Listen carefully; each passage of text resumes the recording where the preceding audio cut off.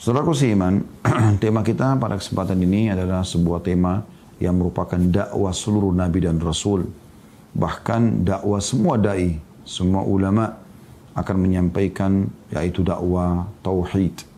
Dan tauhid adalah jalan keselamatan. Saudaraku seiman, kalau kita mentauhidkan Allah Subhanahu wa taala atau mengesahkan, kita kembali kepada satu Tuhan, yaitu Allah Subhanahu wa taala, maka ini akan luar biasa mendatangkan ketentraman jiwa, memberikan jawaban terhadap banyak pertanyaan yang muncul di benak kita. Ketentraman jiwa dari sisi dan jawaban terhadap banyak pertanyaan di sisi yang lain. Maksudnya, pada saat kita mengangkat kepala kita ke langit, akan banyak sekali pertanyaan. Siapa yang menciptakan awan? Dan siapa yang memindahkannya? Siapa yang mengubah warnanya dari terang putih seperti kapas berubah menjadi mendung gelap dan berisikan air? Apakah begitu saja terjadi? Air hujan yang turun dari awan itu, siapa yang mengatur kadarnya? Setiap butirannya. Dan siapa yang mengatur posisi jatuhnya? Begitu juga siapa yang mengatur waktu dia mulai turun hujan dan waktu dia berhenti. Secara akal manusia, kalau kita menggunakan akal sehat, kita tidak mungkin ini terjadi tanpa ada yang mengaturnya. Sebagaimana nggak mungkin ada air tumpah tanpa ada yang menumpahkannya. Itu juga pertanyaan yang muncul dan bisa menenteramkan jiwa kalau jawabannya benar. Bintang-bintang yang miliaran jumlahnya, gemerlapan di langit, bahkan kita tidak asing dengan ilmu pengetahuan alam. Bagaimana miliaran jumlah bintang-bintang di langit sana, miliaran jumlahnya, banyak sekali, dan tidak terhingga lagi, ya, sangat banyak. Kemudian juga bagaimana matahari yang sangat terang dan kita rasakan teriknya. Siapa yang membuatnya terbit dengan matahari, cahaya masih lembut di pagi hari, kemudian mulai memanas sampai ada manfaat-manfaat bagi kesehatan manusia, ya. Kemudian bisa kita beraktivitas dan tidak ada yang bisa mengalahkan terangnya cahaya matahari tersebut. Di malam hari kita menggunakan lampu seterang apapun tidak akan seterang kalau kita menggunakan cahaya matahari di siang hari. Kemudian juga bulan di malam hari dan kita jadikan sebagai perhitungan pertanggalan kita. Kemudian burung-burung yang berterbangan, pergantian siang malam. Siapa yang mengatur semua ini? Itu baru yang terjangkau dengan mata. Yang tidak terjangkau dengan mata sangat banyak di langit sana. Itu Anda simpan dulu di benak Anda. Sekarang di bumi. Pada saat kita lihat apapun di bumi ini yang terjangkau oleh mata kita. Misal contoh kita diri kita sendiri manusia. Siapa yang menata bulu alis kita ini? Seperti ini bentuknya. Siapa yang menancapkannya sehingga muncul di kulit itu? Kita sendiri manusia, bahkan kalau kita sudah mencabut satu bulu alis kita, walaupun ini tidak boleh secara syar'i, tapi kalau kita cabut, kita tidak bisa menancapkannya kembali. Rambut yang gugur dari kepala kita nggak bisa menancapkannya kembali. Kecuali mungkin orang kalau menggunakan operasi penanaman rambut. Kita bicara sekarang normalnya, idealnya. Nggak bisa. Siapa yang membuat bola mata dengan urat-urat sarafnya sehingga bisa menangkap cahaya dan memantulkan? Siapa yang membuat hidung dengan bentuk seperti ini bisa membedakan mana bau wangi, bau busuk dalam waktu yang seketika? Kita hirup, oh ini wangi, oh ini bau busuk. Siapa yang menciptakan lidah yang bisa membedakan asin, manis, asam waktu seketika? Siapa yang menata begitu indahnya kedua belah bibir ini? Sehingga satu sama lain saling membantu.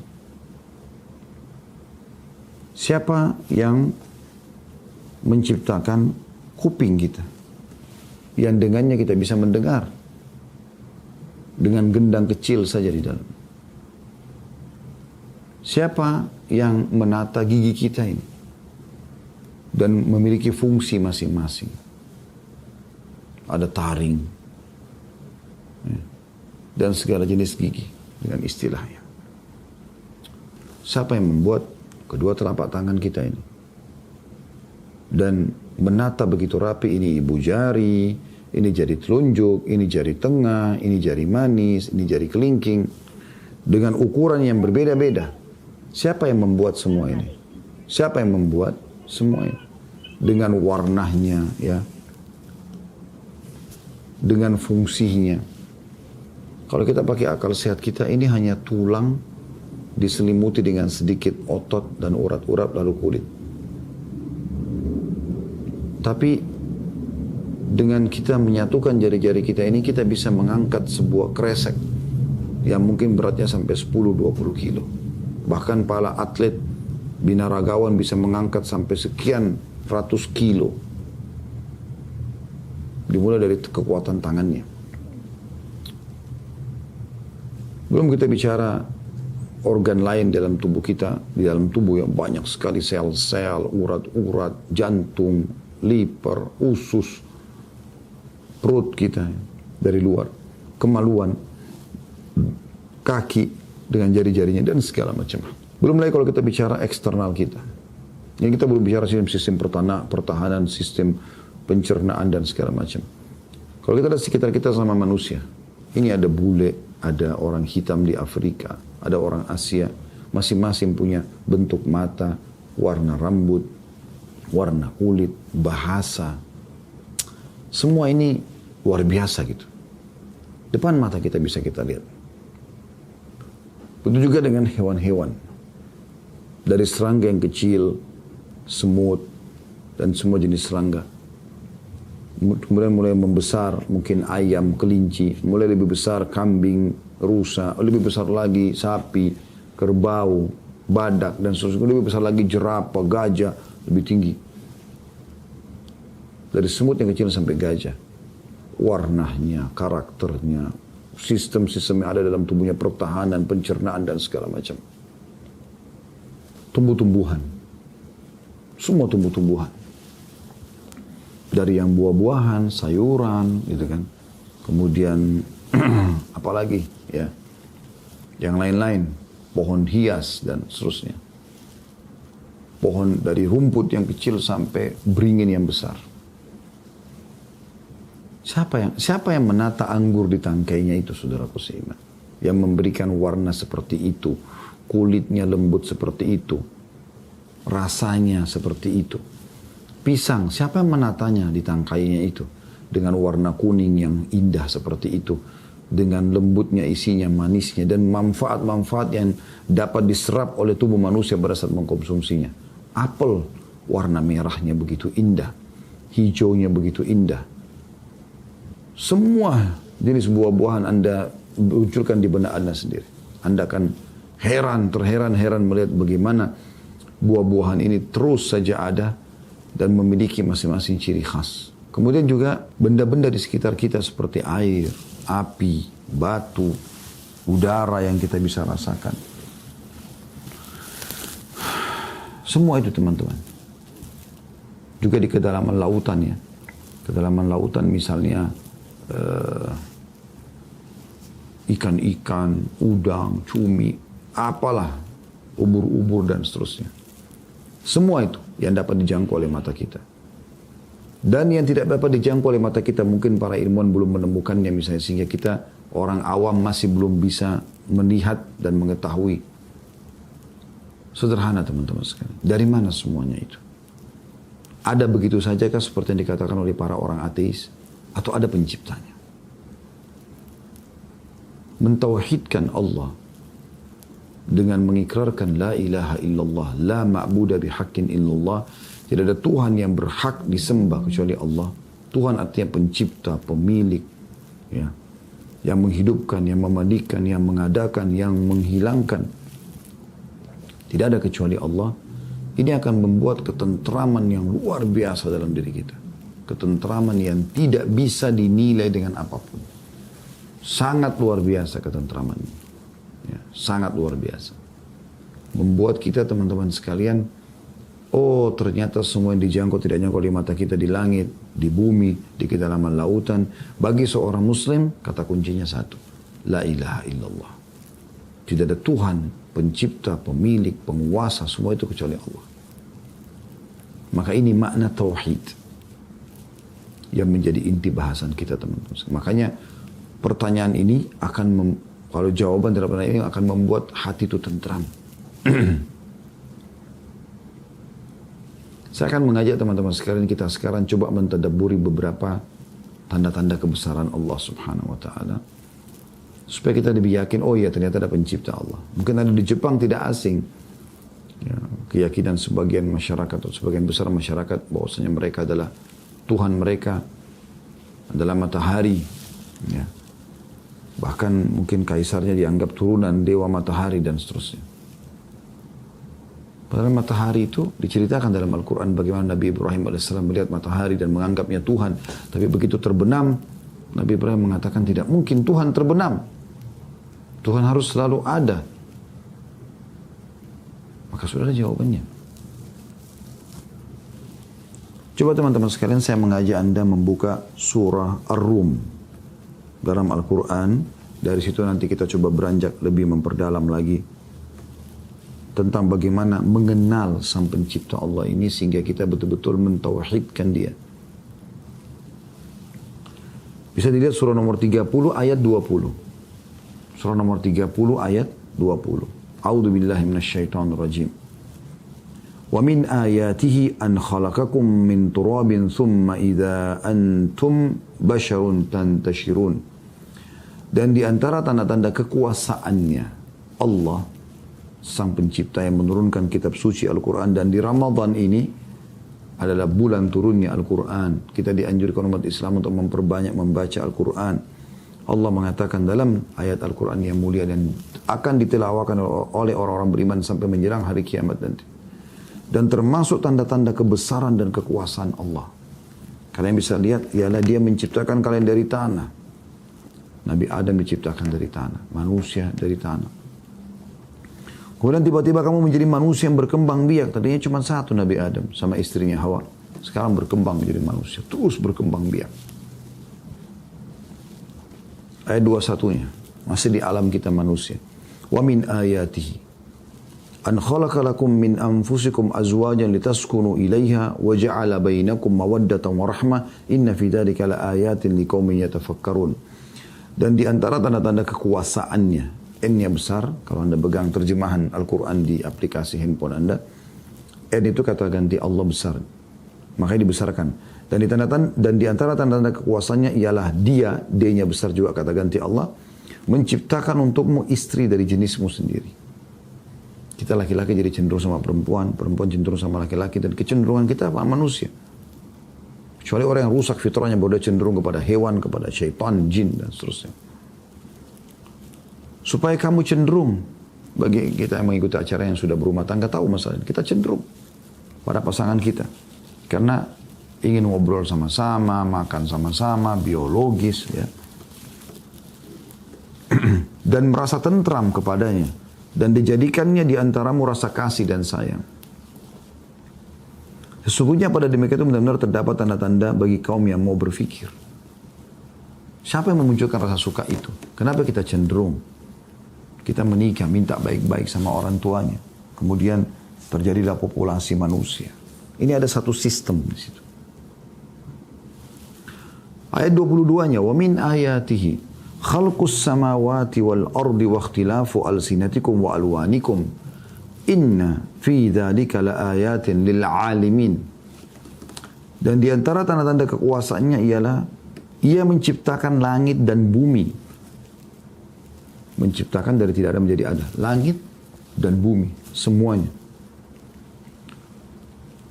Dan berlainan bahasamu.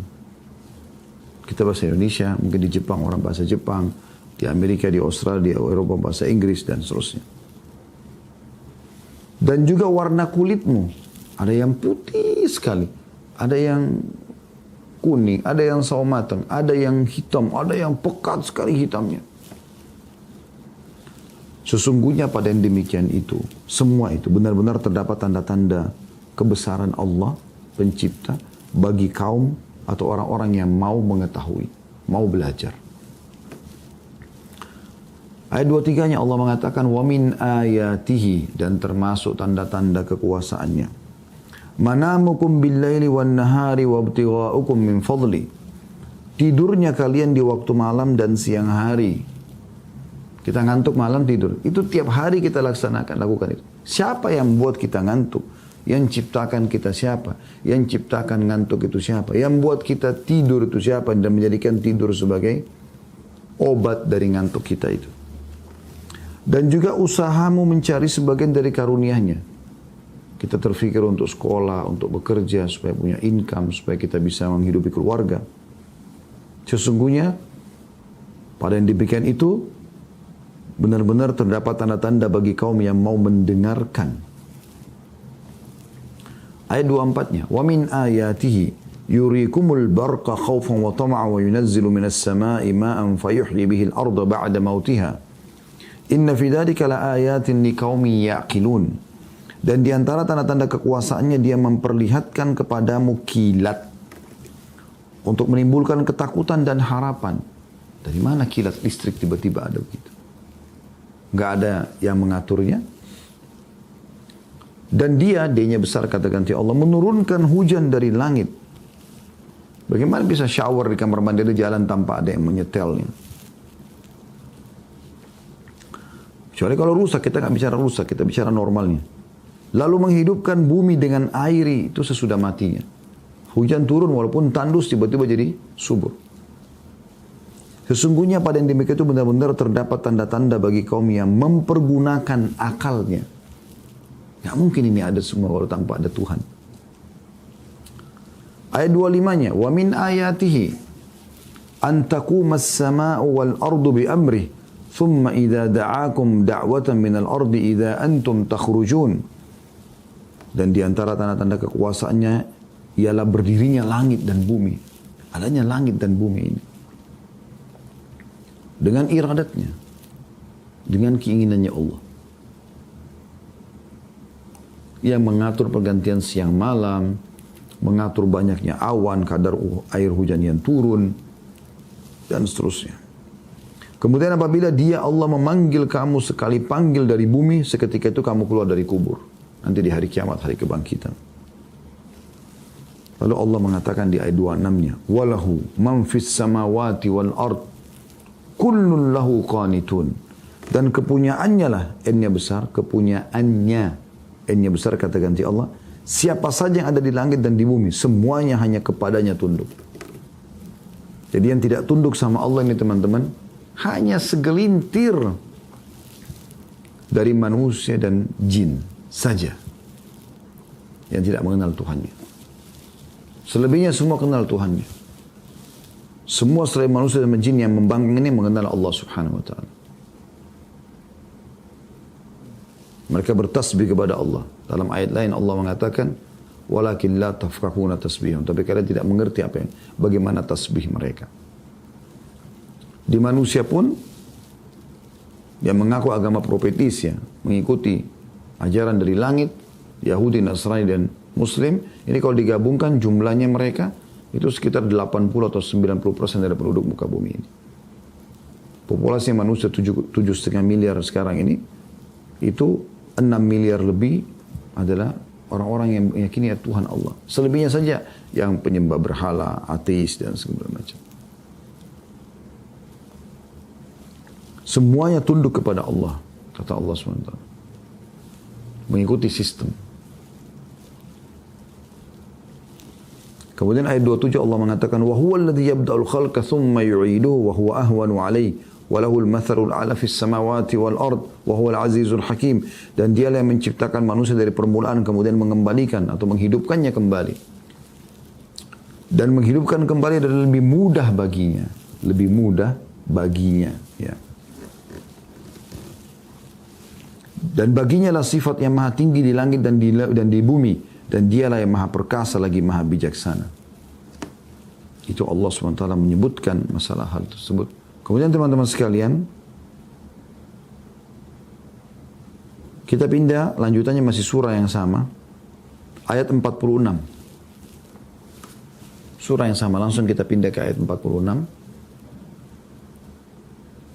Bunyinya, wa min ayatihi ayyursilar riyaha mubashshiratin wa liyudhiqakum min rahmati wa litajriyal fulku bi amri wa litajriyal fulku bi amrihi wa litabtaghu min fadlihi wa la'allakum tashkurun. Artinya, dan di antara tanda-tanda kekuasaannya adalah bahwa Dia, Allah, mengirimkan angin sebagai pembawa berita gembira. Dengan adanya hembusan angin, berarti ada mau hujan atau memang angin segar kita hirup, kita merasa diterpa angin itu sesuatu yang indah, yang nyaman. Untuk merasakan kepadamu sebagian dari rahmatnya, turunnya hujan. Dan supaya kapal dengan angin itu dapat berlayar dengan perintahnya. Dan juga supaya kamu mencari atau dapat mencari karunia-Nya. Mudah-mudahan kamu bersyukur. Alhamdulillah. Jadi Allah ingatkan itu. Lalu ayat 47-nya Allah mengatakan, وَلَقَدْ أَرْسَلْنَا مِنْ قَبْلِكَ رُسُلًا إِلَىٰ قَوْمِهِمْ فَجَاءُهُمْ بِالْبَيِّنَاتِ فَانْتَقَمْنَا مِنَ الَّذِينَ أَجْرَمُوا وَكَانَ حَقًّا عَلَيْنَا نَصْرُ الْمُؤْمِنِينَ. Dan sungguhnya kami telah mengutus sebelum kamu, hai Muhammad, beberapa orang rasul kepada kaumnya. Jadi kau bukan orang baru, hai Muhammad. Mereka datang kepada mereka membawa keterangan-keterangan yang cukup. Pengenalan tentang Tuhannya Allah. Lalu kami melakukan pembalasan terhadap orang-orang yang berdosa. Dan kami binasakan seperti Namrud kaumnya Nabi Musa, Fir'aun kaumnya Nabi Musa, Namrud kaumnya Nabi Ibrahim alaihissalam, Fir'aun kaumnya Nabi Musa alaihissalam, kemudian kaum Lut alaihissalam, kaumnya Nabi Lut ya, kaumnya Nabi Shu'aib alaihissalam di Madian, kaum Ad, kaumnya Nabi Hud ya, Nabi Hud alaihissalam. Dan ini semua keterangan-keterangannya jelas. Dan Allah masih memperlihatkan kepada kita tempat-tempat di mana mereka dihukum itu. Lalu kami melakukan pembalasan terhadap orang-orang yang berdosa. Dan kami selalu berkewajiban menolong orang-orang yang beriman. Terbukti Allah selamatkan semuanya orang-orang beriman dari para nabi dan juga para pengikut yang beriman. Ayat 48-nya Allah mengatakan, Allahul ladzi yursilur riyaha fatuthiru sahaban fayabsutuhu fis samai kaifa yasha'u wa yaj'aluhu kisafan fataral wadqa yakhruju min khilali fa idza asaba bihi man yasha'u min ibadihi idza hum yastabshirun. Allah, dialah, Dia-nya besar kata ganti Allah, yang mengirim angin. Lalu angin itu menggerakkan awan, digambarkan dengan sangat detail. Dan Allah membentangkannya di langit awan-awan tersebut menurut yang dikehendakinya. Jadi yang mengatur tadi itu adalah Allah. Dan menjadikannya bergumpal-gumpal. Lalu kamu lihat hujan keluar dari celah-celah awan tersebut. Maka apabila hujan itu turun mengenai hamba-hambanya yang dikehendakinya, tiba-tiba mereka merasa gembira dengan turunnya hujan. Ayat 49-nya, wa in kanu min qablu an yunazzala alaihim min qablihi lamublisin. Dan sungguhnya sebelum hujan diturunkan kepada mereka, mereka benar-benar telah putus asa. Seperti orang yang kena peceklik, ya, musim panas. Maka mereka bingung, harus bagaimana nih, gitu kan. Tapi begitu turun hujan, mereka seperti orang yang betul-betul merasakan luar biasa hujan. Bisa menyuburkan kembali tanaman-tanamannya, mengalirlah air di sungai-sungai mereka yang kering sehingga mereka bisa mandi, masak, minum dan seterusnya. Ayat 50-nya kata Allah, "Fanzur ila athari rahmatillahi kaifa yuhyil arda ba'da mautiha. Inna dzalika la muhyil mauta wa huwa ala kulli syai'in qadir." Maka perhatikan baik-baik bekas rahmat Allah, bagaimana Allah menghidupkan bumi yang sudah mati. Sesungguhnya Tuhan yang berkuasa seperti demikian, benar-benar berkuasa menghidupkan orang-orang yang telah mati, dan Dia maha kuasa atas segala sesuatu. Terus saja Allah subhanahu wa ta'ala mengingatkan kepada kita. Kita lihat ayat 54-nya, pindah ke ayat 54 lagi.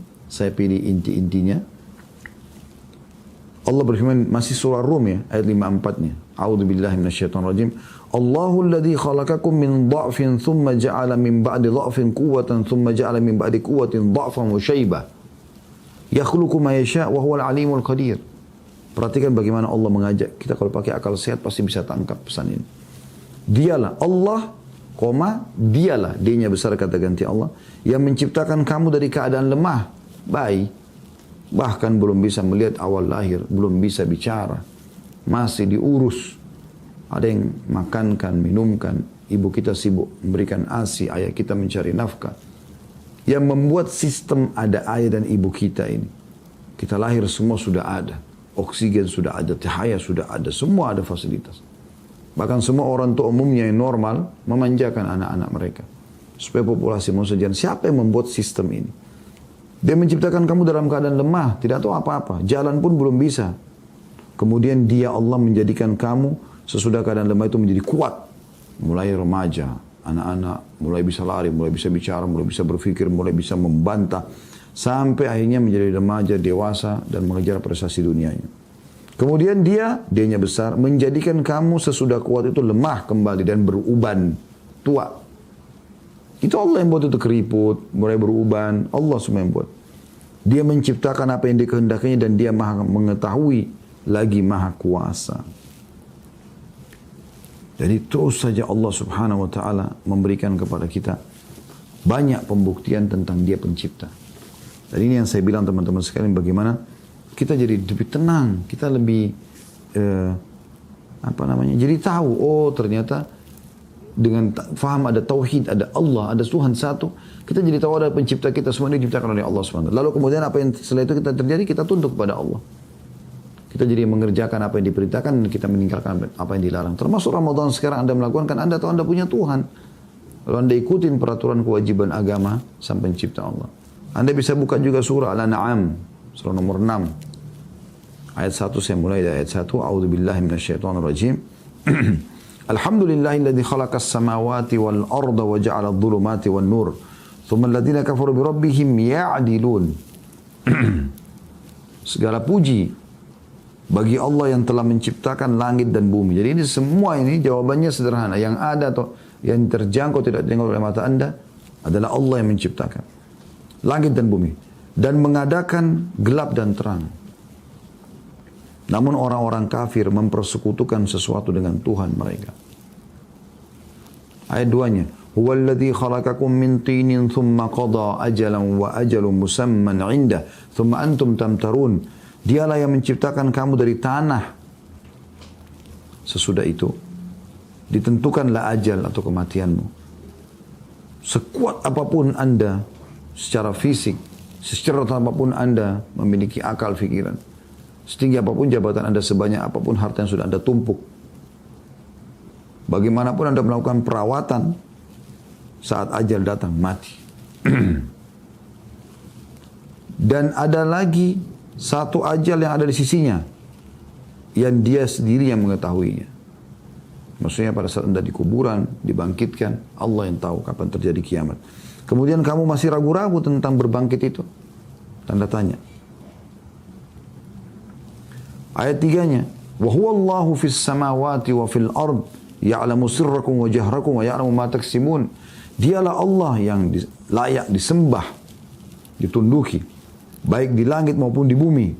Dia, kata gantinya, dia besar kata ganti Allah, mengetahui apa yang kamu rahasiakan dan apa yang kamu lahirkan, dan mengetahui pula apa yang kamu usahakan. Allah tahu semua. Tuhan kita Allah SWT mengetahui semua. Dan termasuk kebenaran, subhanallah, keberadaan Allah SWT ini teman-teman, dari kita tahu dari syariatnya. Anda kalau menjadi orang beriman kepada Allah, mengikuti syariat Allah SWT, Anda akan temukan semuanya baik. Karena diperintahkan jujur, amanah, tanggung jawab, bakti sama orang tua, jenguk orang sakit, dermawan, bantu orang susah, segala macam hal. Dan diberikan keutamaan-keutamaan.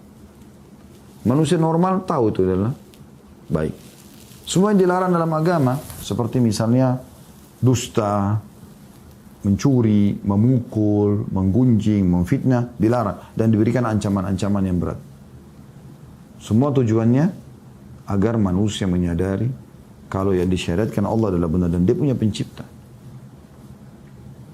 Kita lahir di muka bumi ini semuanya sudah ada. Dari mana ini semua? Di studio kami ini tidak mungkin teman-teman ada kalender di sini, ada bendera di sini, ada layar handphone Anda bisa lihat di sini, ada papan nama saya di sini, ada buku. Segala macam, ada lampu yang menerangi sekarang. Ada AC yang menyala sehingga dirasakan. Nggak mungkin ini semua ada kalau tidak ada yang setting atau mengaturnya kan. Masa bisa ada bendera sini tanpa ada yang menaruh? Masa bisa di sini ada kalender tanpa ada yang menaruh? Nggak mungkin. Bahkan ini semua ada yang desain, dibuat. Ada yang menjahitnya ini ada yang menulisnya dan seterusnya. Begitu juga dengan alam semesta ini. Pasti ada pencipta ini. Nah, cuma kebahagiaan buat kita mentauhidkan pengisah itu. Tidak ada Tuhan selain Allah subhanahu wa ta'ala. Dan kalau kita mau kaji ayat-ayat ini banyak sekali teman-teman sekalian. Banyak sekali. Allah menjelaskan teman-teman sekalian.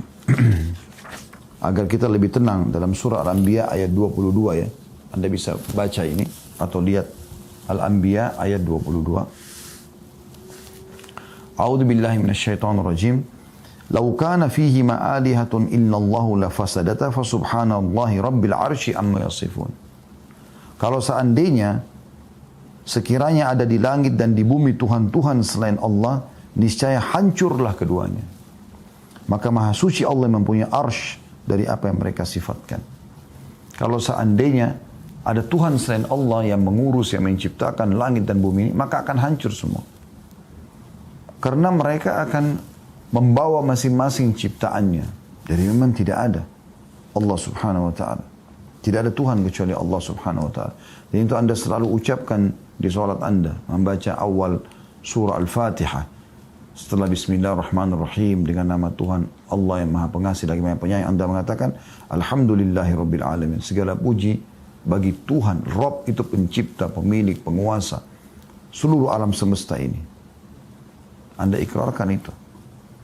Juga di potongan iyyaka na'budu wa iyyaka nasta'in. Hanya kepadamu kami meminta, hanya kepadamu kami menyembah, hanya kepadamu kami meminta pertolongan. Itu pengikraran tauhid semuanya.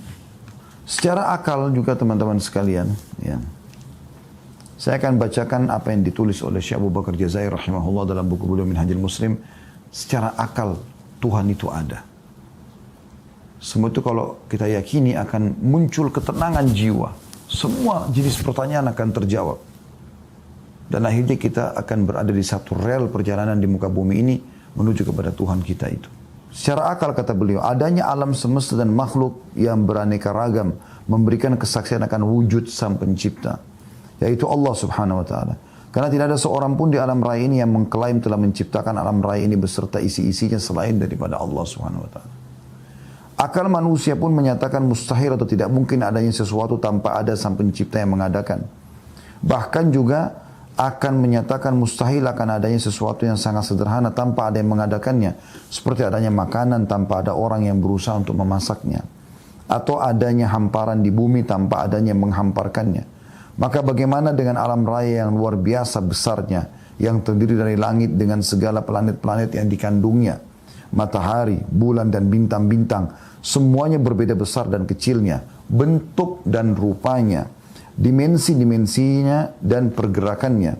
Bumi dengan segala apa yang ada di permukaannya seperti manusia, jin dan berbagai hewan dengan segala jenis dan spesiesnya. Dan dengan segala perbedaan warna juga bahasa. Perbedaan pengetahuan dan pemahaman, karakteristik dan ciri. Dan dengan segala apa yang dikandungnya seperti barang-barang tambang yang bermacam-macam warna dan kegunaannya.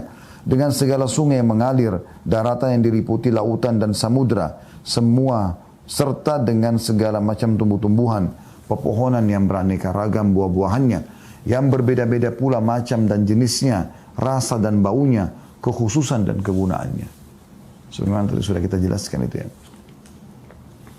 Kemudian yang kedua kata beliau, secara akli, adanya firman Allah pada kita yang selalu kita bisa baca dan kita hayati, serta kita fahami maknanya, Al-Quran. Yang tadi sudah kita bacakan beberapa ayatnya. Itu baru beberapa ayat ya. Hampir seluruh ayat Al-Quran memperkenalkan dan membuktikan adanya wujud sang pencipta Allah. Kata beliau adanya firmannya, firman Allah. Pada kita yang selalu kita baca dan kita hayati. Serta kita fahami maknanya merupakan bukti atas wujud Allah. Karena sangat mustahil ada pembicara. Ada pembicaraan atau kalam. Tanpa ada pembicaranya atau mutakallimnya. Atau adanya ucapan tanpa ada yang mengucapkannya. Jadi kalam atau firman Allah itu menunjukkan wujudnya. Apalagi firman-Nya itu mengandung ajaran yang paling kokoh dan sempurna yang pernah diketahui oleh manusia. Dan undang-undang atau aturan yang paling bijaksana yang merealisasikan berbagai kebaikan bagi umat manusia. Ia juga meliputi teori-teori ilmiah yang paling benar, serta meliputi berbagai masalah gaibiyah atau sesuatu yang gaib yang tidak nampak, dan peristiwa-peristiwa bersejarah. Dan di dalam semua hal itu sangat tepat dan benar. Tidak ada suatu hukum atau aturan apapun dari hukum-hukum yang dikandungnya yang tidak merealisasikan kegunaan dan manfaat sepanjang zaman, sekalipun waktu dan tempat berbeda. Tidak ada satu teori pun dari teori-teori yang ada di dalamnya yang kadaluarsa, dan tidak ada satu masalah gaib pun yang tidak terbukti dari perkara-perkara gaibiyah yang diberitakannya. Dan tidak ada seorang pun ahli sejarah yang berani membatalkan satu kisah dari kisah-kisah yang dimuat di dalam firman-Nya, lalu kemudian ia mendustakannya, atau mampu mendustakan atau menafikan atau meniadakan satu kejadian dari kejadian-kejadian bersejarah yang disebut dan diinformasikan secara rinci. Ada statement menarik dari sebagian ulama muslim yang mengatakan, dengan hikmah Allah yang selalu sibuk, ya, yang selalu mengurus dan mengadakan penelitian di langit dan di bumi, itu umumnya orang ateis. Dan kata para ulama muslim, karena memang mereka yang belum yakin ada Allah, sehingga Allah buat mereka yang mengadakan penelitian, dan mereka pasti akan sampai kepada sebuah titik, baik yang mengadakan penelitian di langit, atau di bumi, atau di hewan-hewan, atau di tubuh manusia, atau di kedalaman lautan, kecuali mereka sampai pada titik yang mengatakan, ini luar biasa, ini nggak mungkin bisa ada sendiri, agar mereka kembali kepada kalimat la ilaha illallah. Sebenarnya Anda seorang muslim lahir dalam keadaan Islam, sebuah nikmat yang besar. Begitu lahir Anda sudah dipandu ke situ. Ucapan atau kalam yang bijaksana lagi benar seperti yang membuat akal manusia mustahil akan menisbatkan kepada manusia. Karena kalam seperti di luar kemampuan manusia dan di luar tingkat pengetahuan mereka. Anda mau cari sejarah, di Al-Quran ada. Umat-umat sebelum kita. Saya pernah menonton sebuah cuplikan, ada beberapa mahasiswa di Inggris mengadakan penelitian tentang kaum Lut, bagaimana mereka disiksa oleh Allah Subhanahu wa taala, dan digambarkan di situ mereka akan menelusuri kitab Taurat, Perjanjian Lama, Perjanjian Baru, Injil. Mereka lalu Al-Quran, mereka temukan Al-Quran yang sangat detail menceritakan masalah itu. Dan mereka menangkap secara ilmiah benar itu terjadi. Karena ada gunung-gunung yang terbalik dan segala macam. Memang ini terjadi dengan gempa yang sangat besar. Dan Allah gambarkan dalam Al-Quran. Kisah umat-umat sebelum kita sudah ceritakan. Dan orang beriman ini luar biasa. Satu paket dia sudah tahu. Begitu dia lahir, kalau dia belajar Al-Quran dan Sunnah Nabi SAW, dia akan tahu manusia pertama siapa, namanya Nabi Adam. Namanya Adam diciptakan bagaimana dari tanah, kemudian Allah suruh malaikat sujud, kemudian iblis menolak, kemudian Nabi Adam masukkan dalam surga. Cerita panjang sampai turun ke muka bumi, lalu turun-temurun, lalu Allah utus ya nabi-nabi setelah Nabi Adam yang membawa syariat Allah Subhanahu wa taala. Terus saja gitu kan, sampai akhirnya semua yang kita butuhkan dari halal dan haram, makanan, minuman, pergaulan, pendapatan, sampai proses kematian. Bagaimana kuburan yang mungkin dilihat secara kasat mata cuma batu nisan dan tanah, ada kehidupan di sana, sampai hari kebangkitan, dan sampai surga dan neraka. Surga dan neraka secara detail digambarkan. Itu luar biasa gitu. Maka kata beliau, maka apabila sudah tidak mungkin lagi dikatakan bahwa firman Allah atau Al-Quran adalah ucapan manusia, maka itu adalah pasti ucapan atau firman sang pencipta Allah. Yang terakhir teman-teman sekalian adalah pernyataan beliau yang menarik dari dalil akli, adanya sistem yang teratur rapi seperti ini yang tercermin pada sunnah kauniyah atau sunnatullah di dalam penciptaan, pembentukan, pertumbuhan dan pengembangan bagi seluruh makhluk hidup yang ada di alam semesta. Sesungguhnya semuanya patuh dan tunduk kepada sunnatullah, tidak dapat keluar darinya bagaimanapun jua. Kayak kita misalnya manusia, tidak bisa kita tolak, harus kalau malam datang ya sudah, nggak ada yang bisa nolak, nggak ada yang bisa ubah. Siang kalau datang nggak ada yang bisa ubah. Bahkan di tubuh kita sendiri, kita nggak bisa alih fungsikan mata yang tadinya fungsinya melihat menjadi mendengar, misalnya telinga yang tadinya mendengar kita gunakan untuk makan, nggak bisa. Harus begitu fungsinya. Ini jelas berarti ada yang mengaturnya. Gitu. Nggak bisa kita alih fungsi, nggak bisa kita gunakan mulut kita untuk melihat, nggak bisa. Mau diacak seperti apapun tidak akan mungkin bisa beralih fungsi. Dan jumlahnya sudah begini, posturnya sudah begini. Sesungguhnya semua patuh dan tunduk kepada sunnatullah tidak dapat keluar darinya bagaimanapun jua. Sebagai contoh dalam manusia, ini diciptakan bermula dari sperma yang terletak dalam rahim, kemudian melalui beberapa fase yang sangat ajaib, di mana tidak ada seorang pun selain Allah yang ikut campur di situ. Saya sama semua teman laki-laki cuma punya sperma. Kaum wanita akhwat kita cuma punya sel telur. Bertemulah. Kita mau bagaimanapun tidak bisa kita campur tangan di situ. Kalau Allah pencipta mau jadi. Kalau enggak akan terjadi. Ada orang yang sudah 10 tahun berumah tangga, 10 tahun biologis, tapi tidak pernah jadi anak. Ada orang yang baru menikah sudah jadi anak. Kuasa Allah SWT. Gitu kan? Dan tidak ada campur tangan kita di situ. Manusia itu tiba-tiba berbentuk sperma sama sel telur ketemu, kemudian berbentuk menjadi gumpalan darah, daging dan terpecah sampai sebagaimana sudah kita tahu proses manusia, terbentuk tengkoraknya, terus matanya, terus sampai ke seluruh tubuhnya. Keajaiban yang luar biasa gitu. Tidak ada campur tangan kita di situ. Bahkan kita tidak bisa memilih, saya mau anak laki-laki atau anak perempuan. Kita tidak bisa milih, saya mau matanya besar atau matanya kecil atau alisnya tebal atau hidungnya mancung. Tidak bisa kita milih. Ya udah, lahir begitu aja manusia itu. Kata beliau, melalui fase yang sangat ajaib di mana tidak ada seorang pun selain Allah yang ikut campur di situ. Lalu keluar darinya sebagai sosok manusia yang sempurna. Itu adalah dalam masa penciptaan dan pembentukannya. Demikian pula pertumbuhan dan perkembangannya dari bayi dan anak-anak hingga menjadi remaja, dewasa, terus menjadi memasuki fase tua. Sunnah umum yang terjadi pada manusia dan hewan seperti tersebut di atas juga berlaku pada pepohonan dan tumbuh-tumbuhan. Demikian pula langit dan benda-benda yang ada di dalamnya. Semuanya tunduk dan patuh kepada aturan dan sunnah yang telah ditetapkan kepadanya. Maksudnya peraturannya. Tidak pernah menyimpang darinya dan tidak pernah keluar dari jalurnya. Maka kalau saja terjadi penyimpangan atau sejumlah planet keluar dari garis edarnya, niscaya hancurlah alam semesta dan berakhirlah kehidupan ini. Ini logisnya. Oleh karena itu teman-teman sekalian, kita bertauhid. Kita mengisahkan Allah Subhanahu wa Ta'ala. Dan itu ada keutamaannya. Saya akan tutup dengan banyak sekali keutamaan bertauhid ini. Tapi insya Allah ada dalil-dalil yang luar biasa. Ya, yang disebutkan oleh Nabi SAW. Dalam hadis Bukhari Muslim. Kata Nabi SAW, فَإِنَّ اللَّهَ حَرَّمَ عَلَى النَّارِ مَنْ قَالَ لَا إِلَهَ إِلَّا اللَّهِ يَبْتَغِي بِذَلِكَ وَجْهَ اللَّهِ.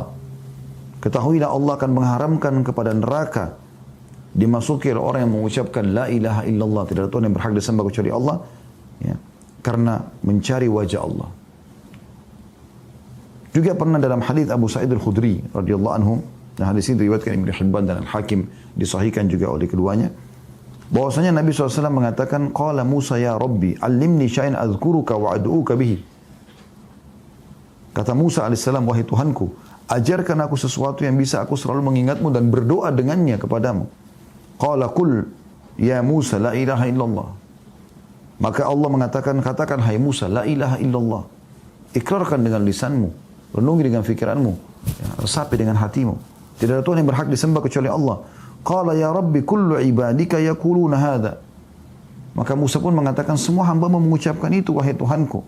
Qala ya Musa law anna as-samawati as-sab'a wa 'amirahunna, dalam tanda urung ghairi, wal aradina as-sab' fi kaffatin wa la ilaha illa fi kaffah malat bihinna la ilaha illallah.